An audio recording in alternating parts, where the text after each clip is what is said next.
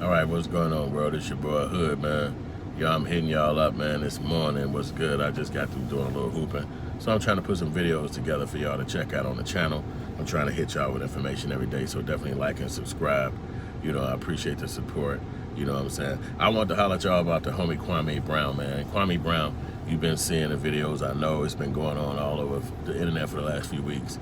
And I made a video prior to this, but I didn't post it because I just kind of like been trying to figure out everything that's been going on in the bro life. I honestly never really heard of the guy before this situation went down in his life with all of the, you know, the media and everybody fronting on him and shit like that. I really didn't know too much about him. You know, I be in the streets a lot, so like when my life kick off, it's a lot of shit that I didn't see because I don't watch a lot of TV. I'm in the streets, you know what I'm saying? So, you know, cable wasn't around all the time, the internet wasn't around all the time, so I didn't really know all these motherfuckers.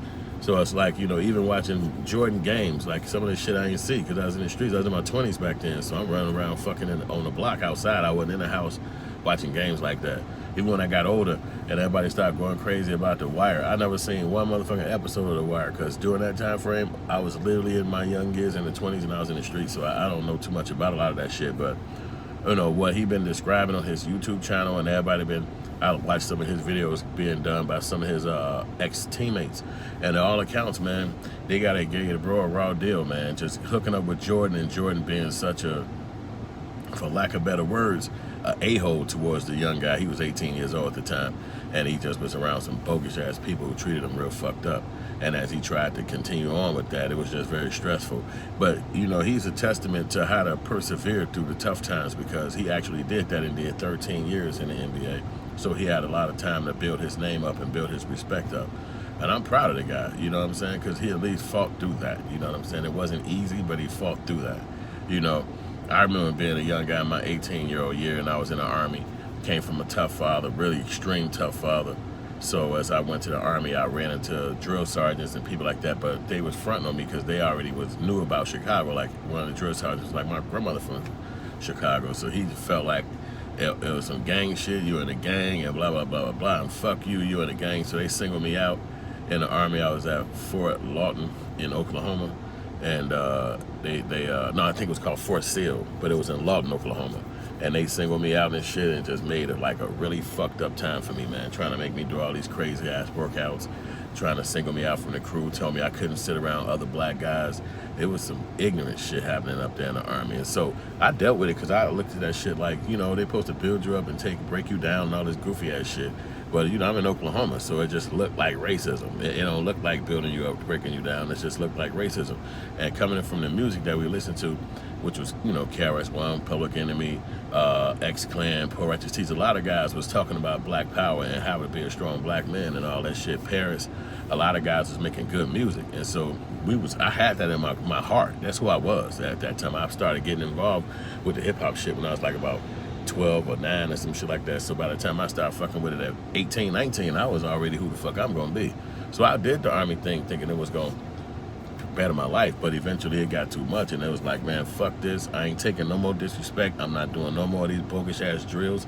Take this goofy ass Army outfit and send me back to the block, nigga. Fuck y'all. And that's what I did. And I left that shit. And I was like, that ain't for me. You know, I know a lot of people have done that shit prior to me and after me, but it just wasn't for me. So I understand what it's like to go through a situation where the entity that you fucking with looking down on you or playing you like you ain't shit or you ain't up to par. And then he got, well, even worse was, you know, he had the media, motherfuckers like Stephen A. Smith and all these people just jaw-jacking and running the nigga in the ground, how foul they are, how foul they feel about him. You know what I'm saying? So it was really shitty, man. But I like one thing, how he's speaking back and coming back at their bitch ass. He ain't letting these motherfuckers get away for what the fuck they did. You tried to come at a young kid, you tried to disrespect a young kid for your job, you did it because of media, you did it because that's what you thought was supposed to be happening. But now motherfucker get a voice back at you. And it's a testament to you see how the internet work.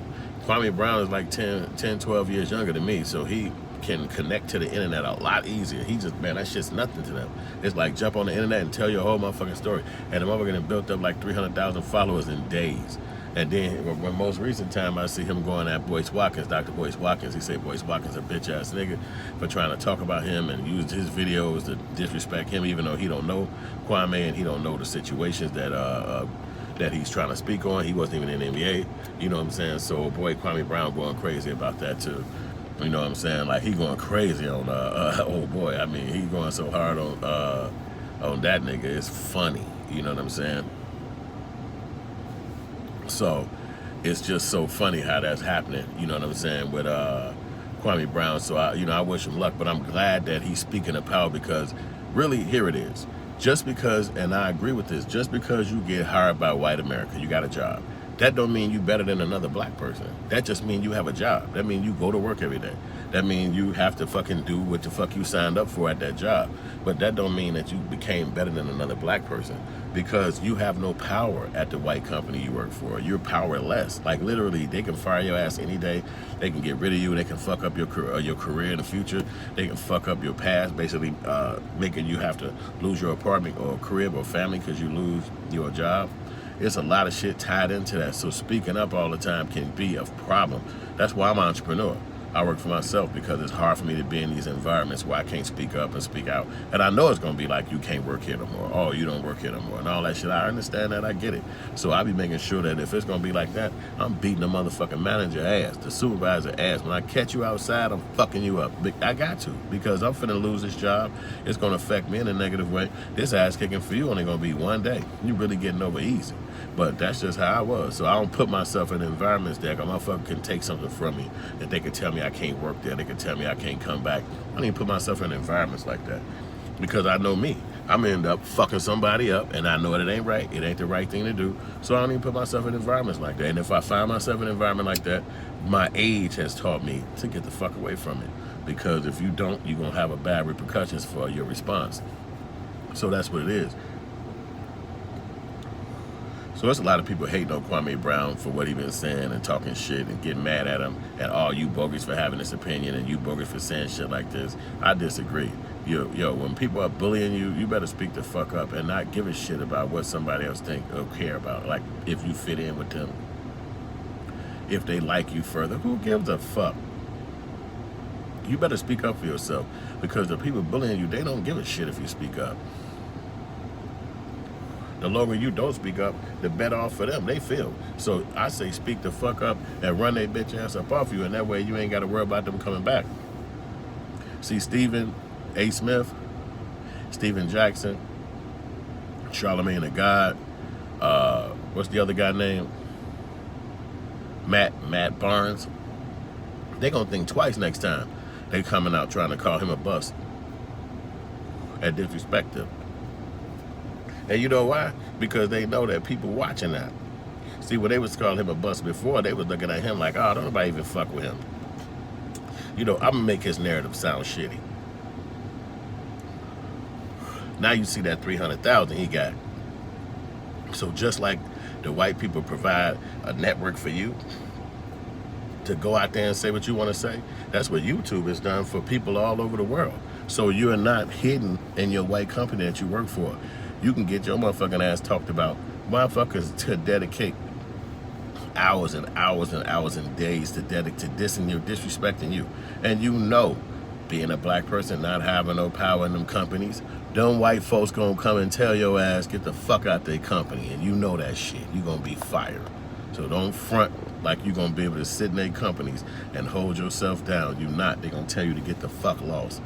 If somebody call up there or do something and show that you was bogus or so you did something that was wrong, then people gonna get rid of your ass, and that's the fact. So quit being like, because you work for white people, you better than a black person. I just think that's the stupidest shit, and I think that we the only culture that do that. You know, that because you work for white people, all of a sudden black people that you know ain't shit. They ain't good enough. So it's just sad, you know what I mean? But I'm glad he came back after them. I'm glad he checked their ass. I'm glad he jumped on them verbally, and he's still doing it to this day. Watch that nigga channel, you know what I'm saying, Kwame Brown. Watch his channel, because he's doing real big things, you know what I'm saying, and making it easy for himself to get back at motherfuckers who tried to hurt him. And now it's easy for him to have a voice. And you see these people that shut the fuck up quick as hell. They ain't too many response videos, ain't too many people coming back. They trying to move on and be like, yeah, that was last week's news, man. Who cares about that? Because you see what happened when you fight that bully back, that bitch motherfucker run. You see that shit right there. Kwame Brown showed you how to fight that bully. That's all I got on this video, man. Like and subscribe. Thank y'all for watching. I'll holler at y'all in a minute, and I appreciate the support. Definitely share this video. This your boy Hood, and I'm out, man. I'll get at y'all in a minute.